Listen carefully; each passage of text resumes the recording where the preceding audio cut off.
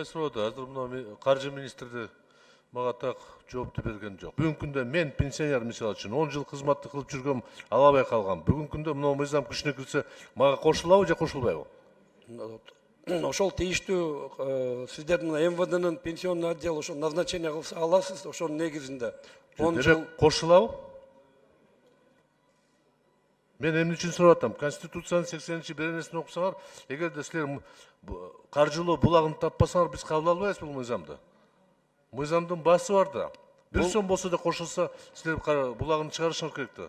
А сиз болсо кошулбайт деп атасыз. бул мыйзам ошол күчүнө киргенден баштап, кабыл алгандан баштап күчүнө кирет. Буга чейинки кызмат кылып пенсия назначение болгондор алар ошол назначениесин эле ала берет. Ал кошумча акча кетпейт ага. Мыйзам күчүнө киргенде кошулабы деп кайталап коеюн. Мына аскерлерден сурап коеюн.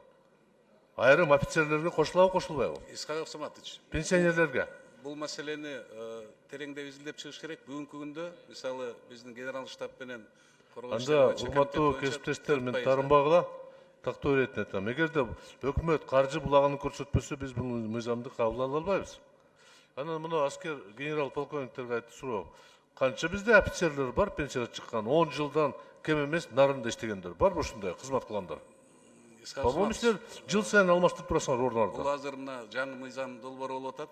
Муну азыр анализдеп атабыз. Өткөндө комитетте да сөз болгон. Бүгүнкү күндө 3000 пенсионер бар bizde генерал штаб менен госкомитетте.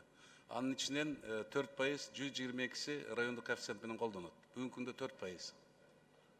От общего числа Бүгүнкү күндө пенсионеров. так жок силерде. Канча аскер туура келет ушул 10 жыл канча алган, аны тактап атабыз азыр. Азыр жооп жок. Мен суранат элем, жок дегенде экинчи окууга тактап туруп келсеңер жакшы болмок да. Анан каржы министри силерди эсептеп чыккыла барбыр.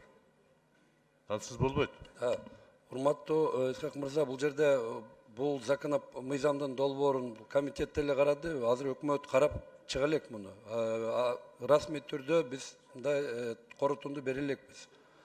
Бирок концепциясын биз колдогонбуз. Урматтуу жыйын алып баруучу төрага, мен кээде кызматкерлерден суранат элем. Көп сүйлөбөгүлөчү, а?